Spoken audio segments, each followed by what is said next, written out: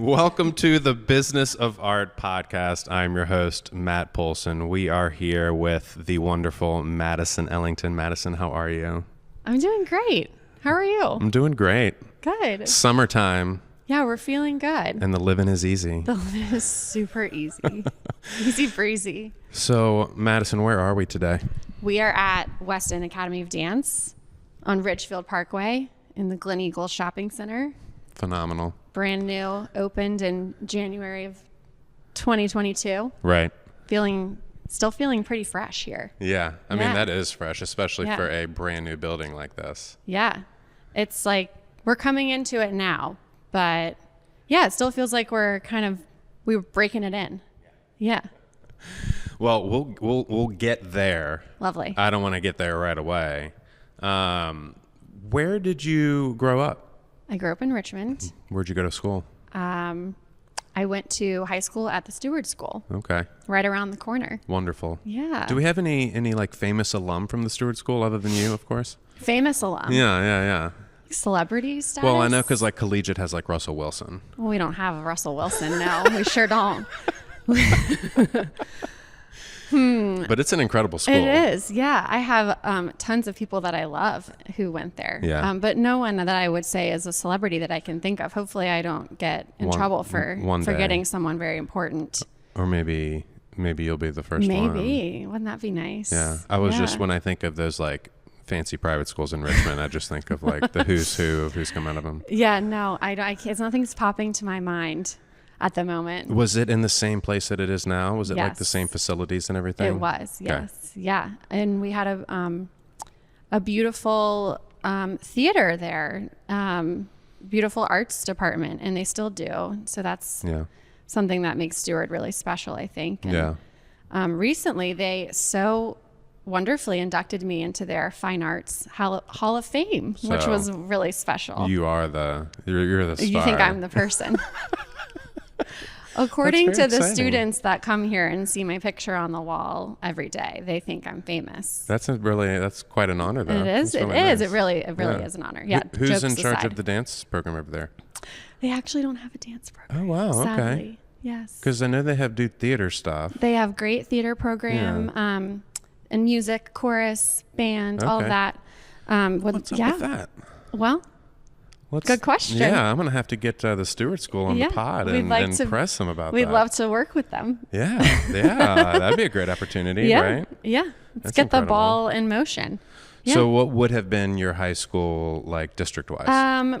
So I grew up in Henrico County, but my family moved out to Goochland County when I was in elementary school. So I would have gone to Goochland High. Yep. So I started Stewart actually in the 6th grade. Okay, cool. I have a few friends who teach out at Goochland High. I think it's a good school out there. Yeah, definitely. Yeah. I had plenty of friends that went there and ultimately just decided to make the switch to private, but we loved it. Yeah. I mean, Stewart's great. We were debating for me to go to collegiate for high school because I was really into tennis. Oh, yeah. And they had a Me really too. big program. Oh, yeah? Yeah, I was on the tennis team. Okay, Yeah. nice.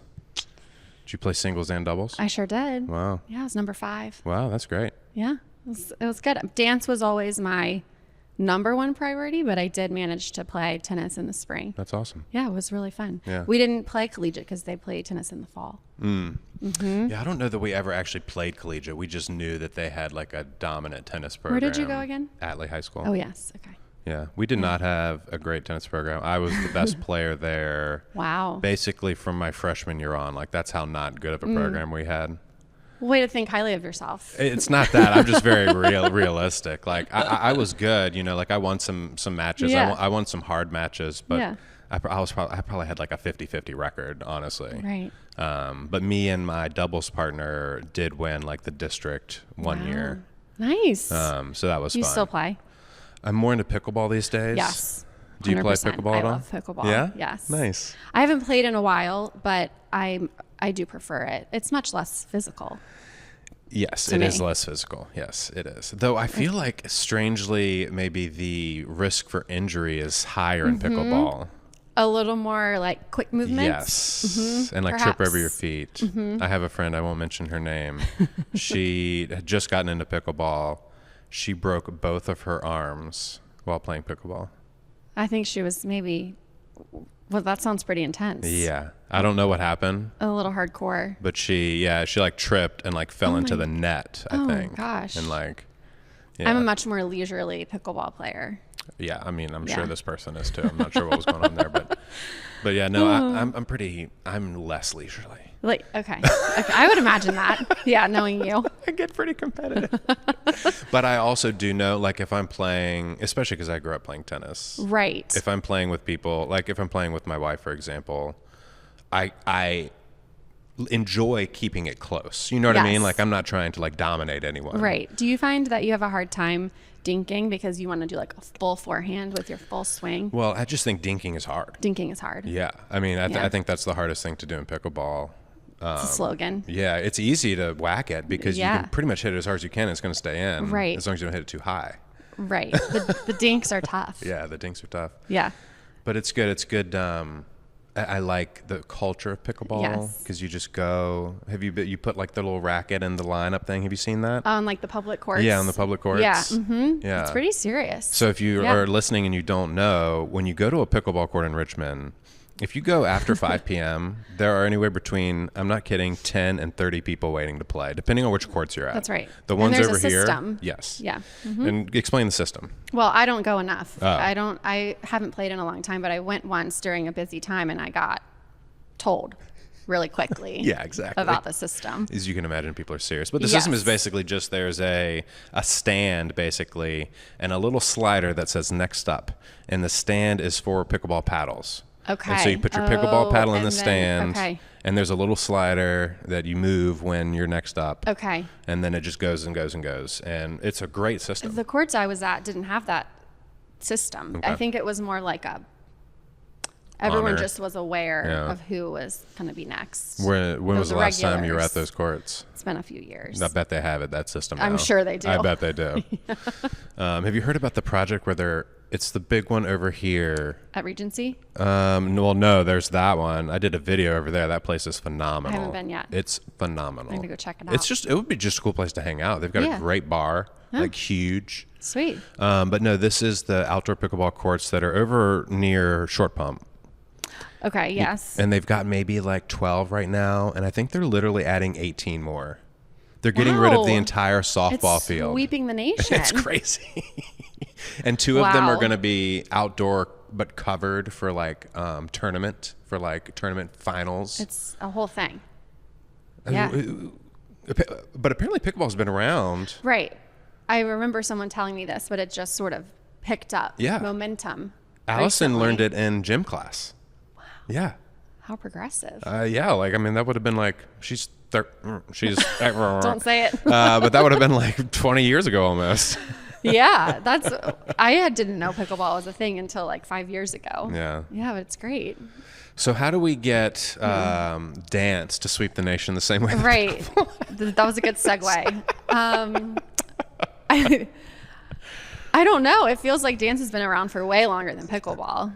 And but I feel like dance, so of the performing arts, theater, opera, live music, dance, I feel like dance is like, other than like live music when you count like Taylor Swift and stuff like that. Sure. But I feel like dance is the most popular one. Certainly it's becoming. Most. Yeah. I think unfortunately because of TikTok and the commercial dance industry, it's really, people are becoming more aware of it. Yeah. And dancers are getting more recognition now, which is really awesome. That is awesome. I mean, I can name famous dancers. Yeah. Like I could Derek, like their household names.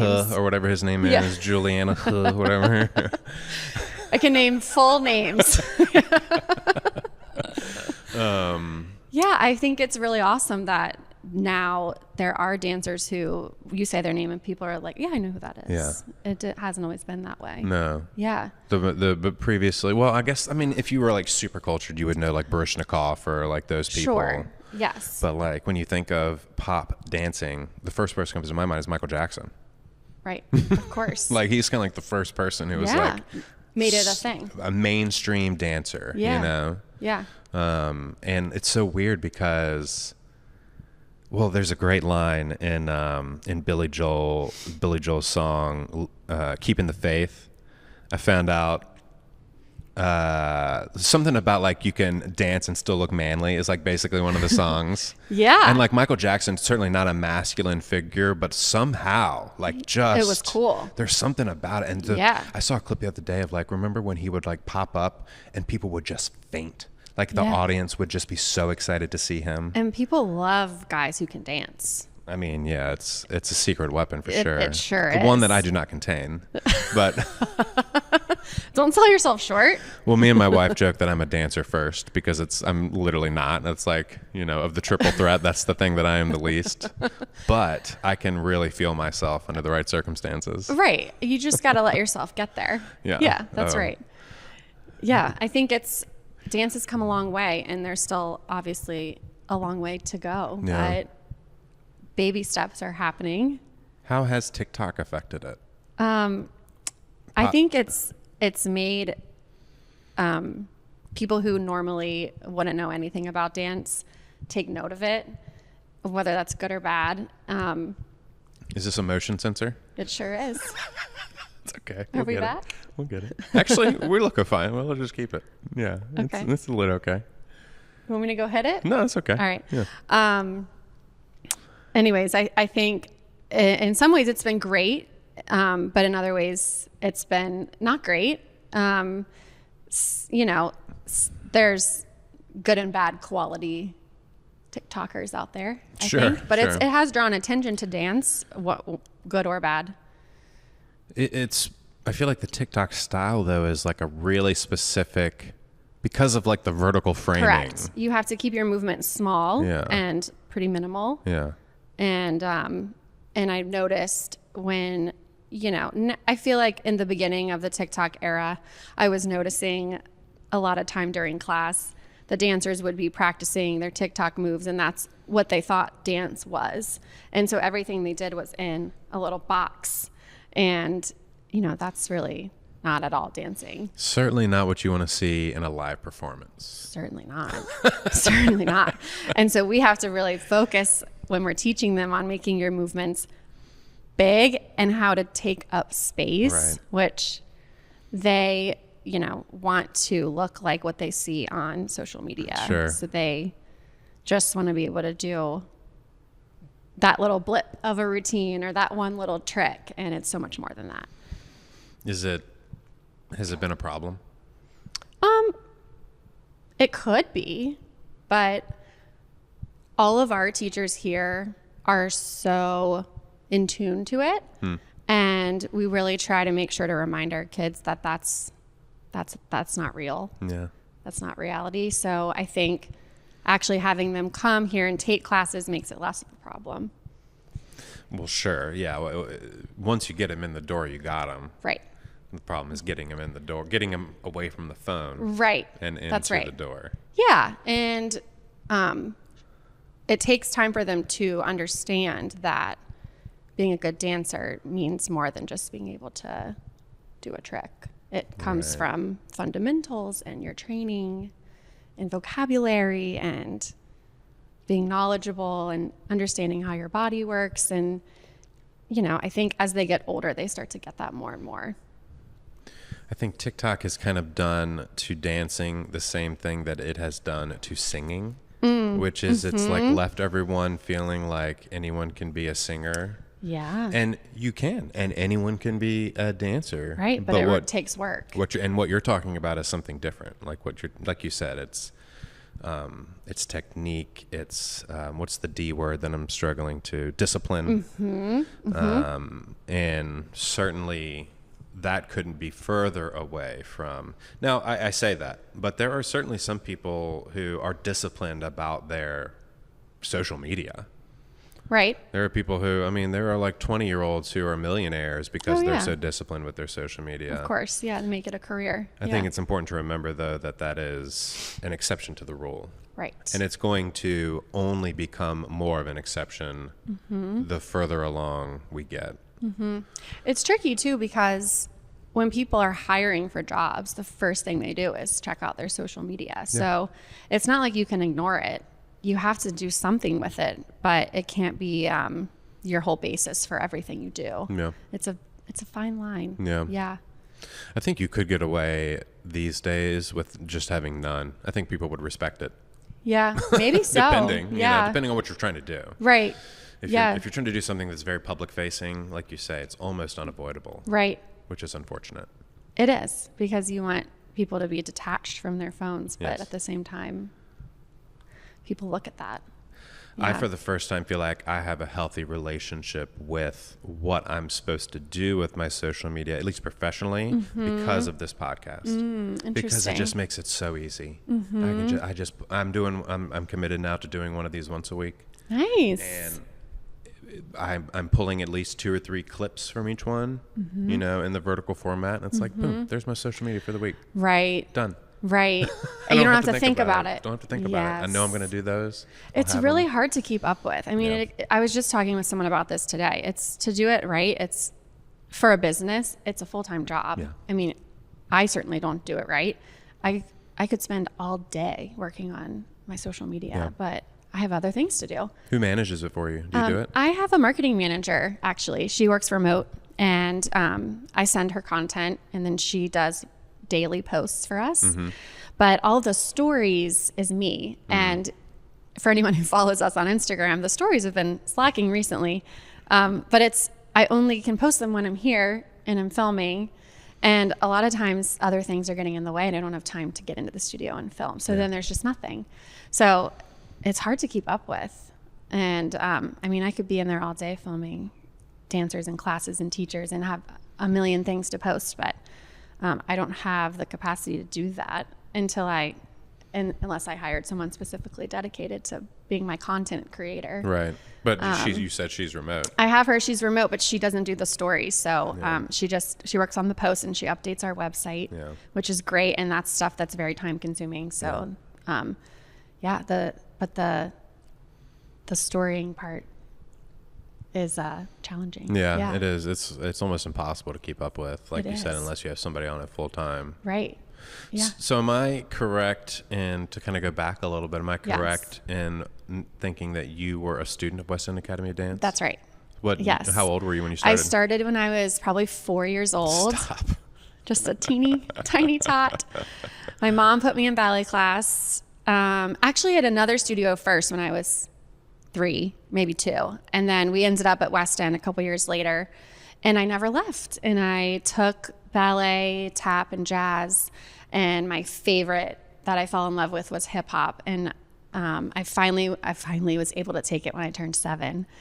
And my hip hop teacher, who I'm still really close with, her name is Lori. She was amazing, and she's the reason that I stuck with dance for as long as I have. And she started the hip hop program at West End, and she's the reason that hip hop exists here today. She was a major mentor and influence in my life. So I stuck it out with hip hop, and I kind of quit all the other styles. And then when I got to be, junior, senior in high school, I realized that I probably should have stuck with all the other stuff. And so I started back with ballet, and I was, 16 years old, and I was taking class with 11-year-olds because that's the level I was at. But I didn't care because I just wanted to learn and get better. And eventually my senior year, I actually somehow got approved for Point. And so I did a 1 year of Point before I graduated high school. But mostly hip hop was my thing. And so I grew up at West End, and it was my number one activity for sure. And it was the thing that I never wanted to miss. I never wanted to skip it. I loved it so much. And so dance has always been a part of my life, and West End has always been a part of my life. Where was it located when you first started taking classes? It was in the shopping center, the Canterbury Shopping Center on Patterson and Pump, which is where it was for about 25 years. Okay. So we were there, and then that's where it was also when I took over as owner. We were still there. So I came back to the spot that I grew up coming to, all those years, which was really cool. Before we get there, where did you go to college? I went to UVA. Okay. And I danced in college. I did a hip hop club in college, and So it was, it was a pretty significant time commitment. It wasn't the official dance team, or I didn't do a dance major, but I was rehearsing 2 or 3 times a week, late at night after class. And we had 2 performances a year. Sometimes we would do more little guest performances around campus. But dance was a huge part of my college life. I had a lot of friends in my hip hop club, and I got the chance to choreograph, and I was on the board, and it was a big part of my college life. And so when I graduated college and I got into working in the corporate world, I didn't have dance in my life at all. And that's when I realized, like, oh crap, I really miss it. Like, I feel like a piece of my life is missing right now. How long of a period was that? It was only about 2 years. And I got a phone call from Miss Julia, who is one of our ballet teachers, and she said they needed a hip hop teacher.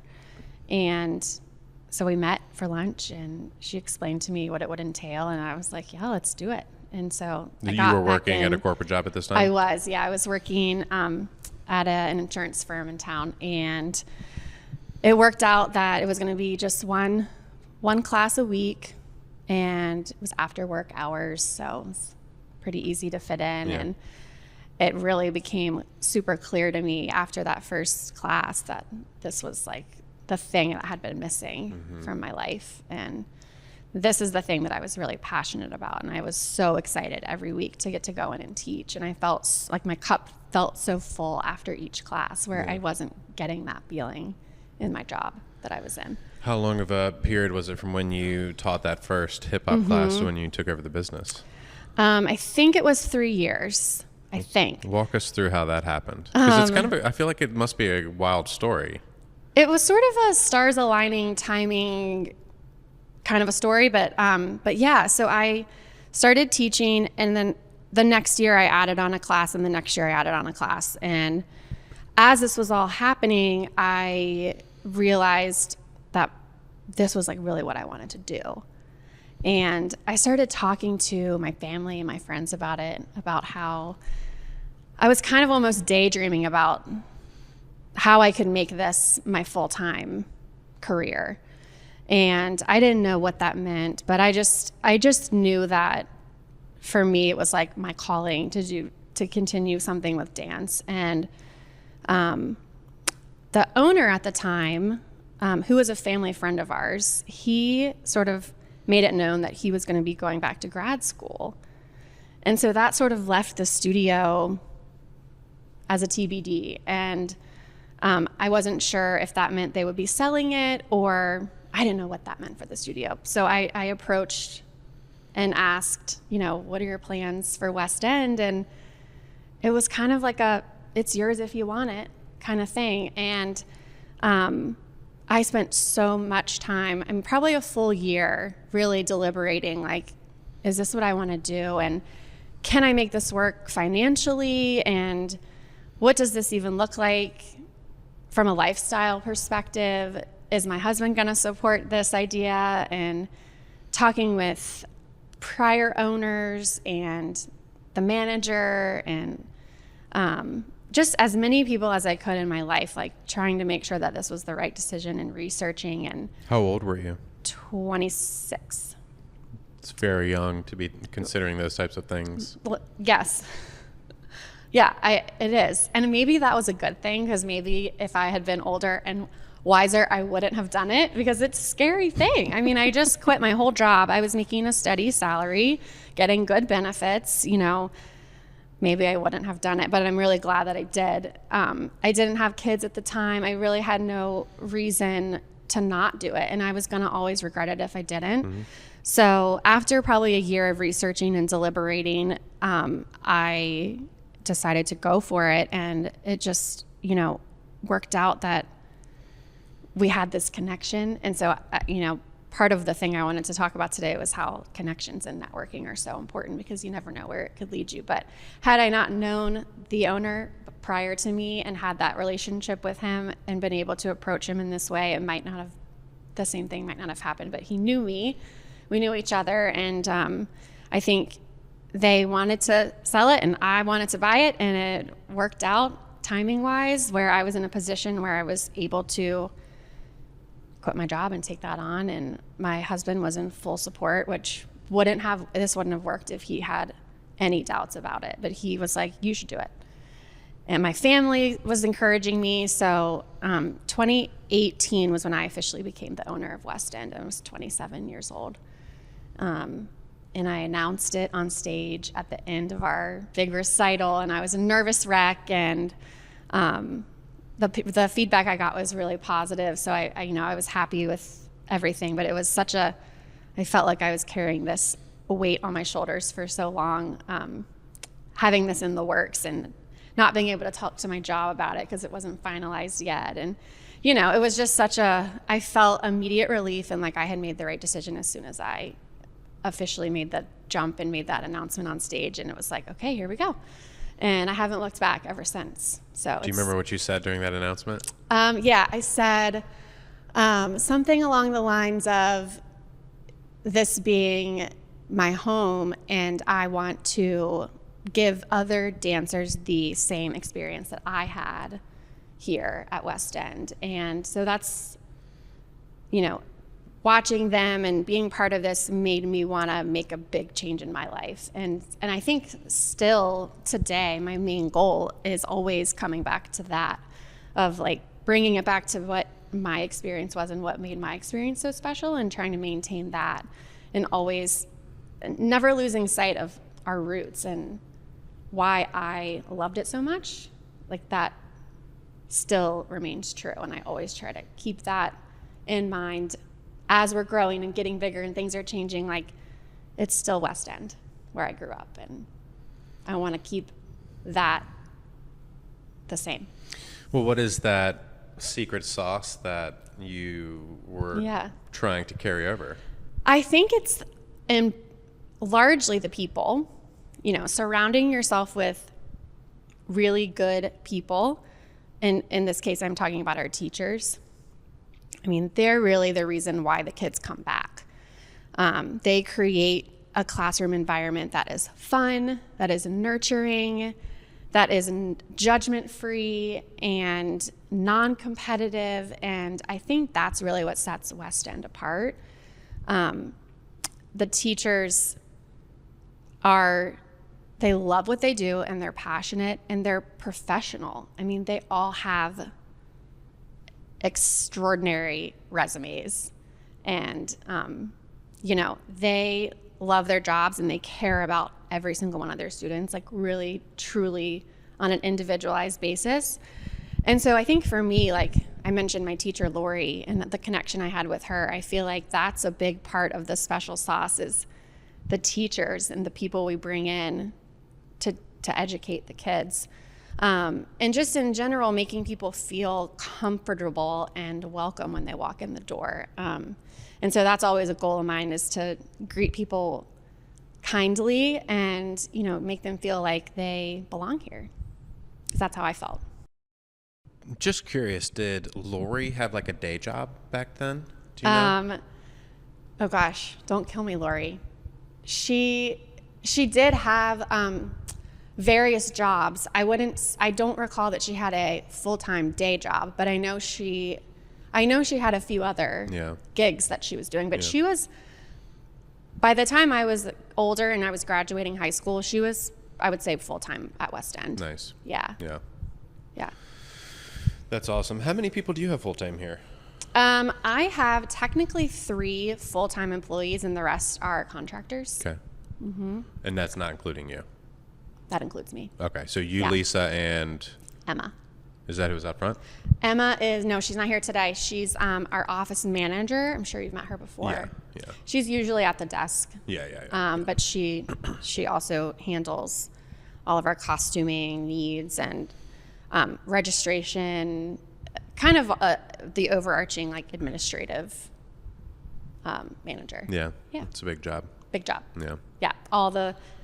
Most of the parent communications, inquiries, she's on top of that. Yeah. So when I first met you and when we first started working together, you were not in this space. So there was a second space in between the first one on Patterson, you said? Good sound effects. Yeah, that's right.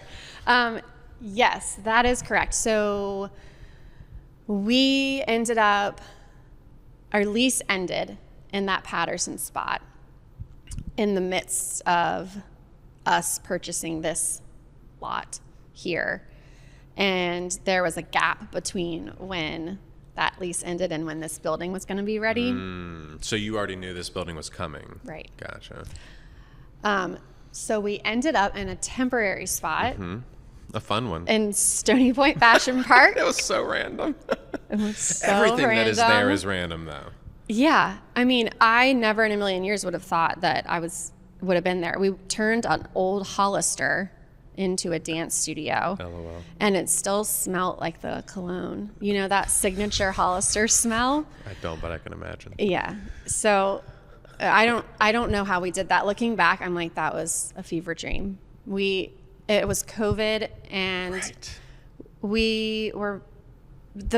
it was not set up to be a dance studio. We installed mirrors and bars, and we put our little boxes on the floor because it was COVID and we had to stay within 6 feet while we were dancing. And we had curtains that were makeshift walls. So you could hear the sound transferring from room to room. We were constantly running back. Can you turn your music down? It was like a crazy. And then eventually we needed a third studio because we were going to be moving here into 3. So we rented the spot next door to it, which used to be a Build-A-Bear. And that didn't even have a single mirror. That was just a room. We were like, here you go. Dance it up. Yeah. And I'm just so happy that all of our customers stuck with us during that time. And they could have easily gone somewhere else. It was a wild time. But they... Dancing in a Dick's Sporting Goods? Exactly. Yes. We had our recital, and you remember it vividly. How could one forget? We spent 4 days filming that recital. Charlotte and the Golden Ticket. And we did the little music video to the Jason Mraz song. Oh, it was Wasn't it Carole Mraz? King. Carole King.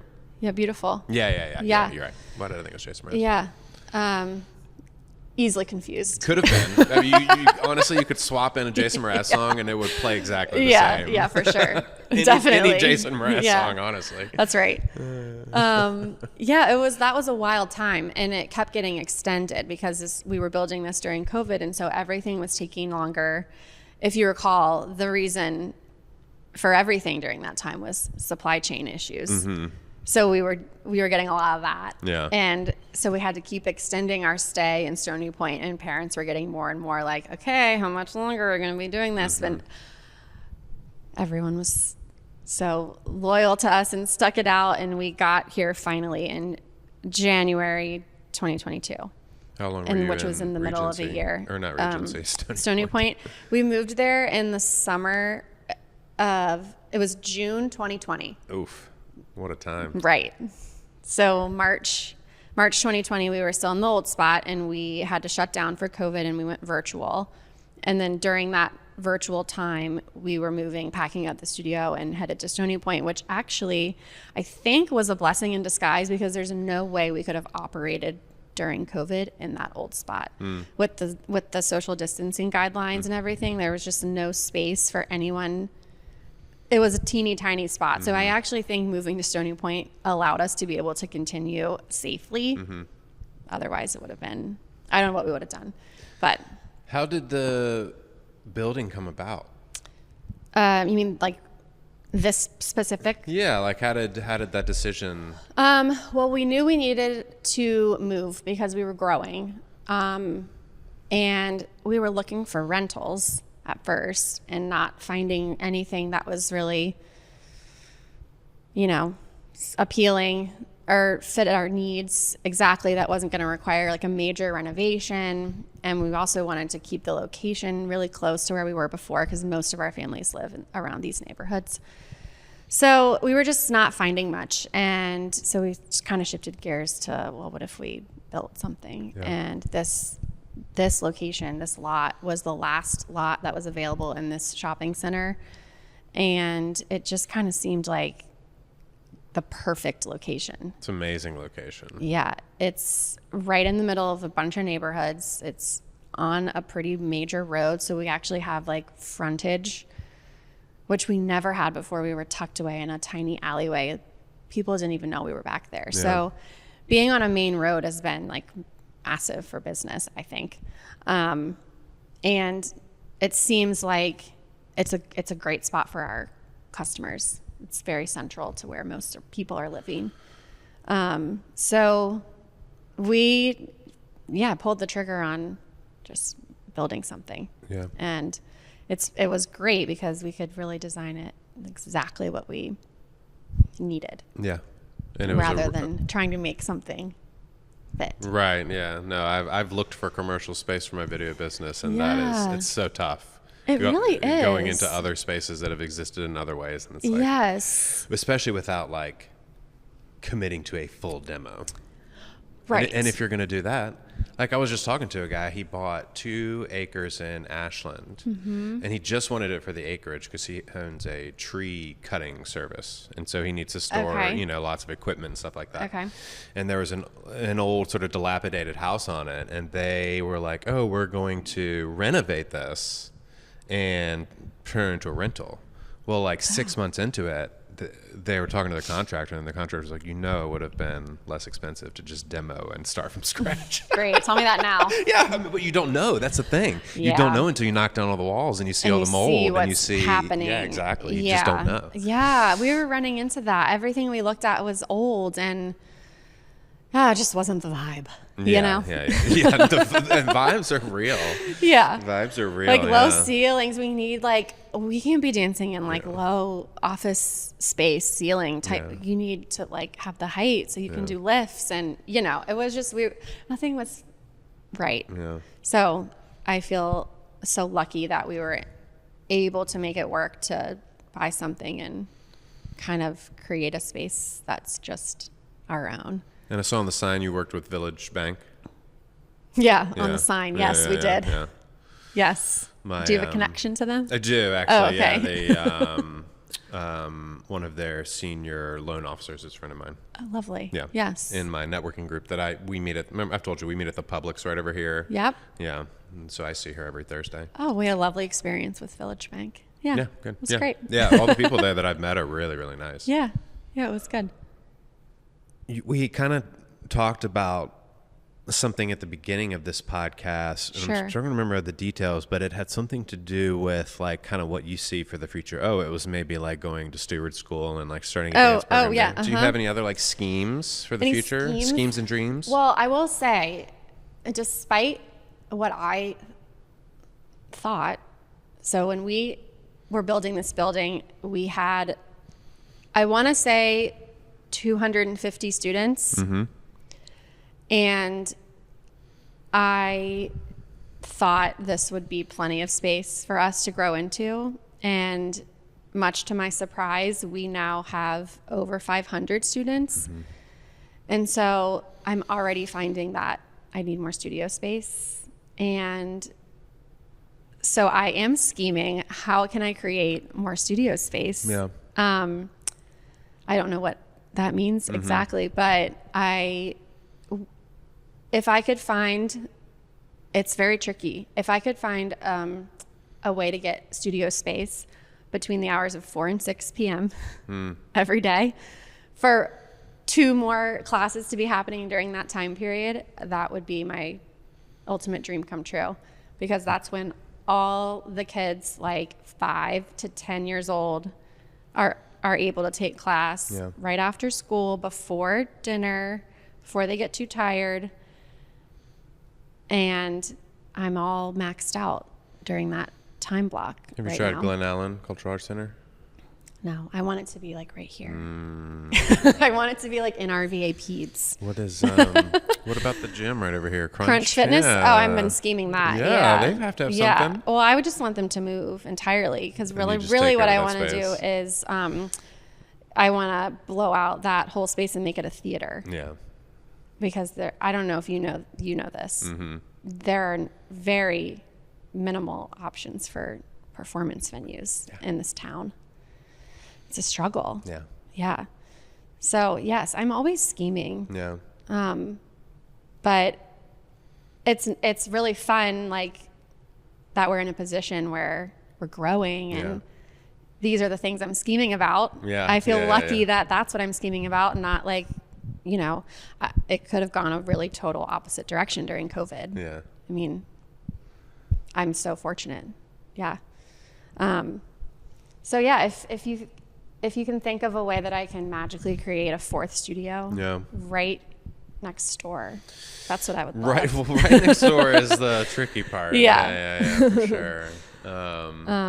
Yeah, I've looked in this shopping center, and it doesn't seem like there's much turnover. It seems like things stick.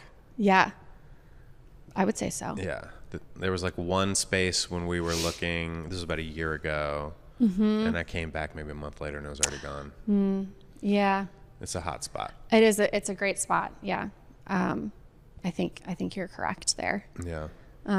So TBD. Yeah. But we just opened up fall registration, and we're already have got a ton of classes with massive wait lists because everybody wants that. Yeah.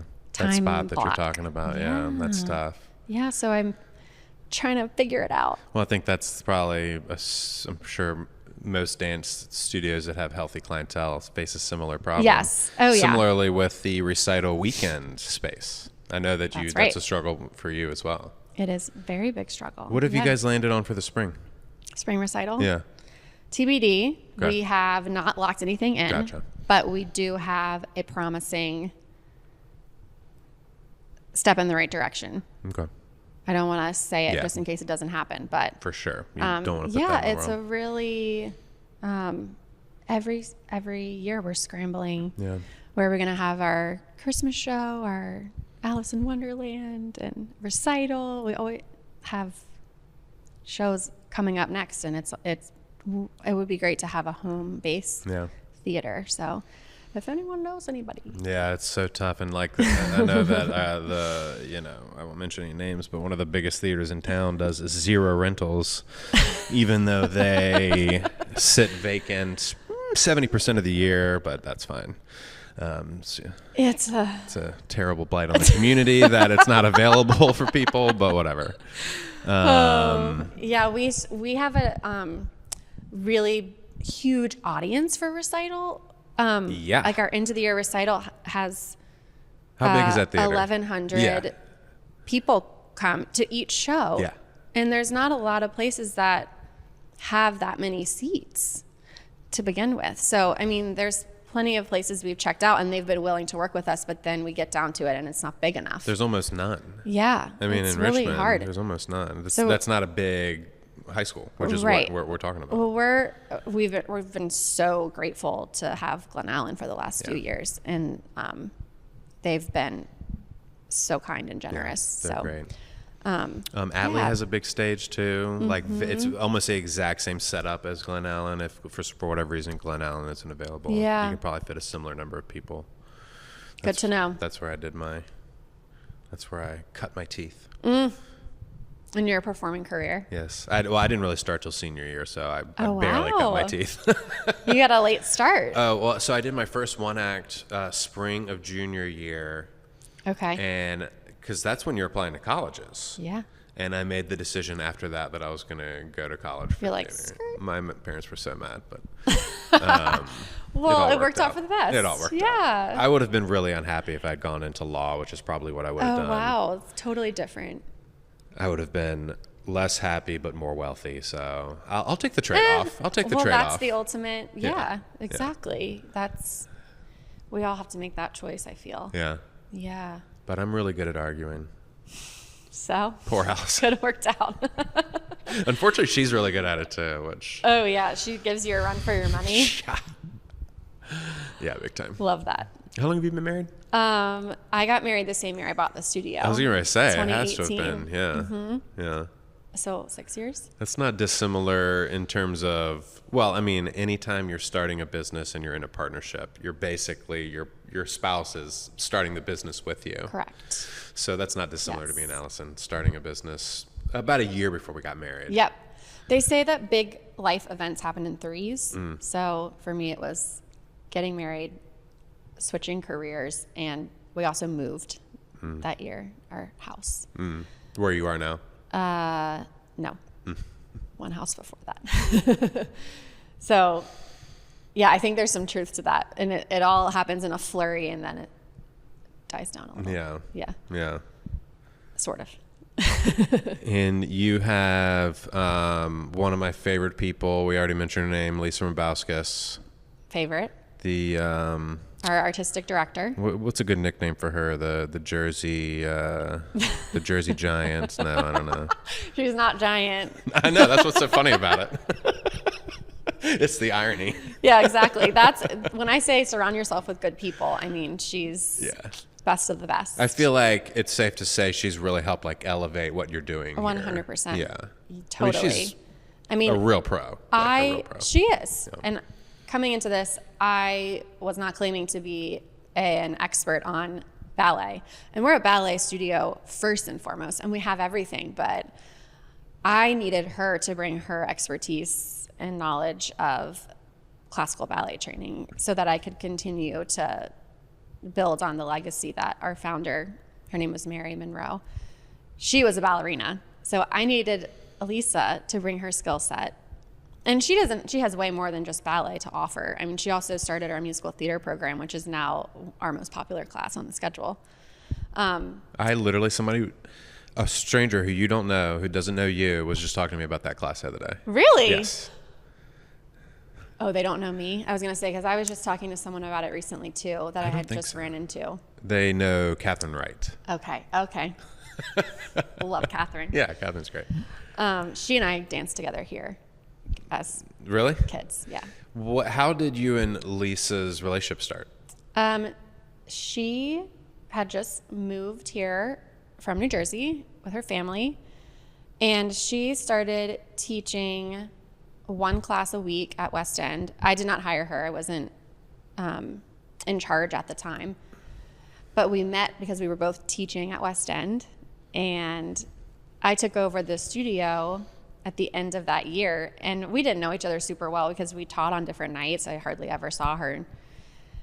She didn't know me, but she knew I was the new director. And as we started working more together, I realized that we had such a connection and a fun bond, and how amazing she is as a teacher and how valuable her skill set is. So she started teaching a little more, and eventually I asked her to direct our ensemble program, and she said yes. And then it's just grown and grown from there. I mean, like you said, she's elevated our program significantly and really taken it to the next level. And I can really confidently say that we have a pre-professional dance program. I mean, our kids are ready to go to the next step when they leave here. And there's not really many equivalents of that in town for other performing arts, I feel like. Well, I think there are other really great studios in Richmond, but I think the thing that's different about West End is that we don't do competitions. Yeah. So many schools around here, their sort of top tier team to be a part of is the competition team. And our top tier program to be a part of is our ensemble program, which is, we don't do competitions, we do other performances. Storytelling. Yeah. And so I think that's the thing that makes us different. It's just a different type of training, I feel like. And it's more focused on, not to say the others aren't focused on this, but the artistry and the storytelling and concert dance rather than the competition world, which is just a totally different world. And West End has never competed in dance competition. So it's a world I really don't know much about. Like even back when you were a kid? Mm-hmm. What is in 2024, what is the professional world of a dancer? What does that even mean in 2024? Well, I have never been a professional dancer, so I can't speak personally from experience, but there are so many different ways that you can go as a professional dancer. You can join a professional dance company, which is really, really competitive. Not many people are able to do that. You can go into concert dance. You can go into commercial dance. Now there's so many colleges that offer really reputable dance programs where you can major in dance and continue on a path for dance therapy or dance education or because it seems like it's like acting probably on a smaller scale than acting, because acting has Hollywood, but if you compare it to straight up Broadway, like that's another avenue, a limited number of people. Well, I'm sure, honestly, I bet Broadway as an industry employs as many dancers as like other industries combined, in terms of like dancers who earn a full-time living, because that's ultimately kind of the thrust of the podcast. And it's not like everyone has to be an artist, has to earn a full-time living, but it's like, if you are interested in that, what does it look like? And it sees like, we didn't talk about Broadway, but that's a terrific avenue for professional dancers. It's a huge avenue for dancers. And I think a lot of people who dream of going on Broadway are singers and actors. And they don't have the dance training. And so I think it's really great when you have a dancer who's a dancer who can also sing and act a little bit. And so we do encourage a lot of our dancers to consider that as a possible career path if dance is something they really want to do, because you can make a full-time living doing it. I mean, it's hard work. Everything's hard work. But absolutely. I think that's a lot of our teachers here, that's what they did. And then there's like ballet companies, which are probably pretty elite, I would imagine. Very hard to get into. Very much so. And not always, it's hard to find ballet companies that are just focusing on ballet. They all do ballet and contemporary. Does Richmond Ballet operate that way as well? Yeah. They do. They do ballet and contemporary styles. So you kind of have to be good at everything. And so that's one of the things we pride ourselves on here, is that our dancers are really versatile and they can do all the genres really well. They can dance on point and they can throw down in a hip hop piece. So I think that's one of the awesome things about West End, is you could go a bunch of different tracks, because we kind of prep them to be able to do anything.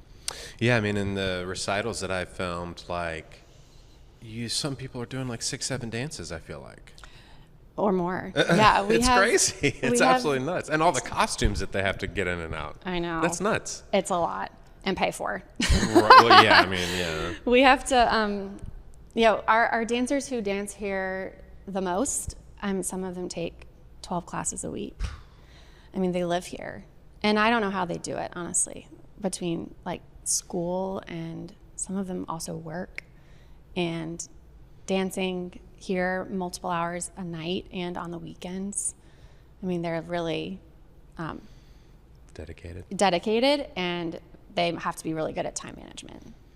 Also maybe a little crazy. A little bit psycho. But no, I mean, lots of science to say that exercise releases endorphins and makes you feel better. And dance is not only that, but it's also creative expression at the same time. It's a lot of different things. It's community. You're with your people. And that's what we want it to be for them. When they come in here, we want it to be a stress relief. So the moment that it is not that, and it turns into a stressor, that's when we know that something's wrong, and we need to make a change with your class load, or with the classes that you're taking, or it's not a good click with the teacher, or something's going on, because it really should be like when you walk in this studio door, everything that you're stressing about goes away, and you can just enjoy this 1 hour that you have to dance with your friends and focus on yourself and moving your body. And so when it becomes stressful to be here, then that's not what we want. But they are so committed, and the ones who are here, I mean, this is their thing. They don't have time to do other activities. I mean, they picked dance, and it's their whole world. Exactly. That's exactly right. It is their world. It's their community. Absolutely. It's their outlet. I definitely get that.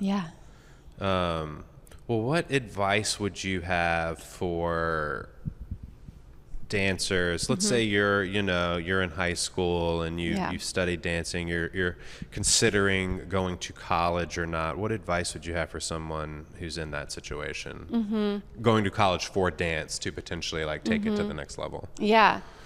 I would say think about what you want, because if, dance is, as a career, being a professional dancer is extremely hard, and you have to be willing to put the work in. So if you don't want it, if you don't really want it, then it's not worth it, because it's hard. And I would also say, no matter your skill level or your expertise or your ability to do a million pirouettes, the number one thing is your attitude. And having a positive attitude and being easy to work with is going to take you much farther than any dance trick or anything dance related. If you are not easy to work with, then it's going to be really hard for you.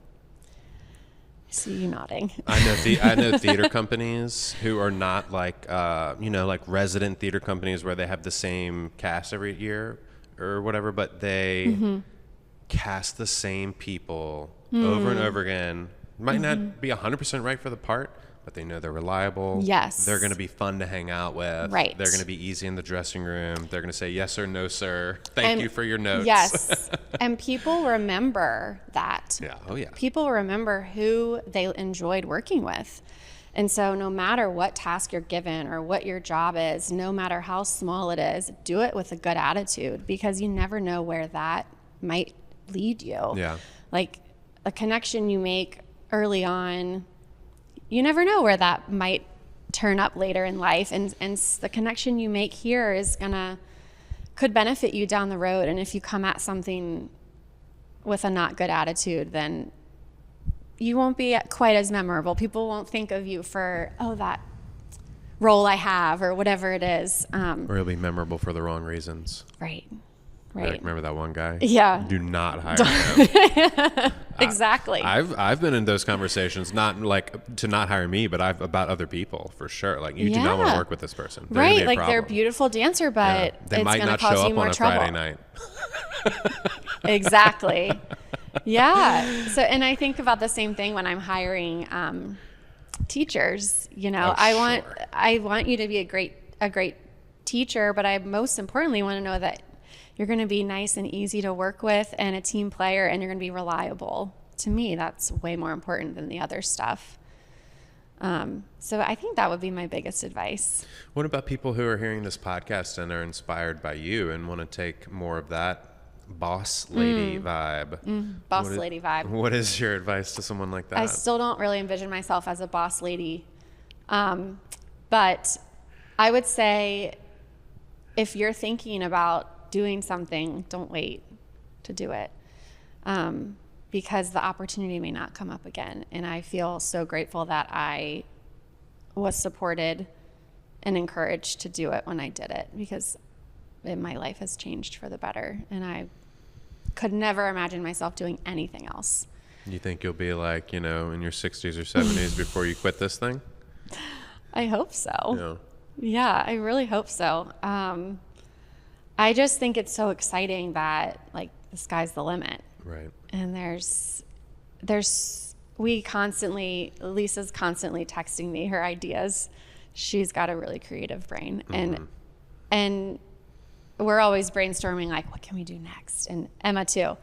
And so it's just exciting, like how we want to bring more opportunities to our kids, and how can we do that and still have run a successful business and make people want to come back here. It's so fun. Yeah. And the last thing you mentioned, one of the things you wanted to talk about was like the importance of networking. Oh. Is there anything else you want to say about that? No, I think I touched on it a moment ago. Just the importance of always going into every situation with a positive outlook, because you never know who you're going to meet and what conversations you may have and where that could lead you. And that was really what the thing I wanted to get across. Yeah. Yeah. Sort of like a vision board, right? It's like if you want something, you got to kind of put it out there and speak it into the universe and be positive about it. You can't have the attitude, I'm never going to get this. And then it won't because happen. you will be right. That's right. That's exactly right. Manifesting. Yeah, exactly. Yeah. Yeah. Well, awesome, Madison. Anything else you want to say before we wrap up? No, I don't think so. I feel like I talked your head off. Well, it's great. The less talking I do, the better the podcast is. Great. That's what people want. Excellent. I just want to say it's been a privilege working with you, and I really You as well. am grateful for you, and Allison is grateful for you. And we love you guys. Yeah. It feels like a great partnership we're building. we got a good team, for yeah, sure. I love it. Awesome. It's been great. Well, thank you for you. having me on. I felt like an honor when you texted me about this. It's my pleasure, truly my honor, and you'll probably see me back here in like a month or so interviewing Lisa. Great. We'll probably say all the same things. All right, maybe I'll wait a couple months. Yeah. Thank you, Madison. Thank you so much. This is great.